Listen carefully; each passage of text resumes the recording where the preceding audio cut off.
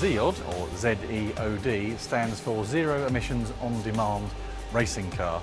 So this is all about us trialling battery and electric technology in something that's really exciting, that will compete in the world's toughest endurance race. Well, today's quite a big day. This tub, or the base of the chassis, has arrived today for all of the other parts to be assembled around it.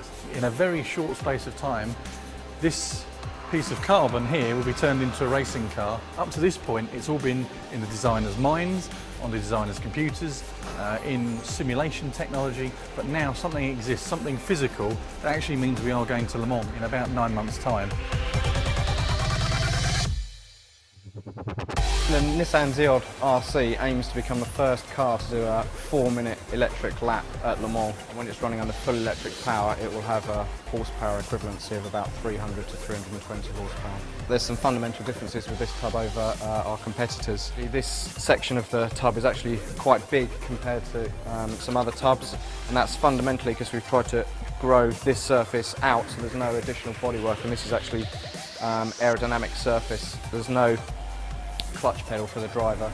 Clutch actuation is completely handled outside of driver control. Here you'll see a Xylon panel. It's a 3mm thick panel, and that's designed as an anti-intrusion. It's part of the safety measures, part of the technical regulations. Onto the doors, again there's some safety measures here.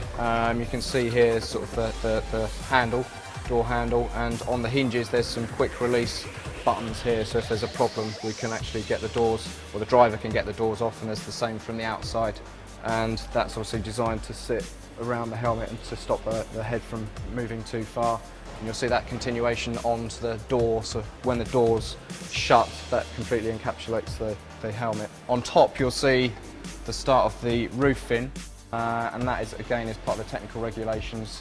It's a safety measure that was introduced a few years back, which was designed to help stop the car from turning over. Fuel filler here, there's one of these on either side, and one side is for filling the fuel and the other side is to breathe the air out whilst you're filling, so that you can fill the tank very quickly. You see these two shapes here. The battery fits in from underneath, and you have two cooling hoses which are coming out through here. Fuel is being fed from here, and then this aperture here is where the high voltage battery cables will come out, and then they'll sweep around to the motor controller, which is going to sit about here. Motor sitting on the gearbox about here. Engine sitting about here. This car doesn't have a rear spoiler. And that is part of the aerodynamic concept, to try and keep the drag low, and we're really trying to utilise the underfloor as much as possible to generate all of the downforce. Theoretically, this car will generate enough downforce that you could drive it upside down. We're about innovation that excites, and certainly using electric technology in a race car is something that's very, very new. Lots of people are now doing it, but we're going to lead that area.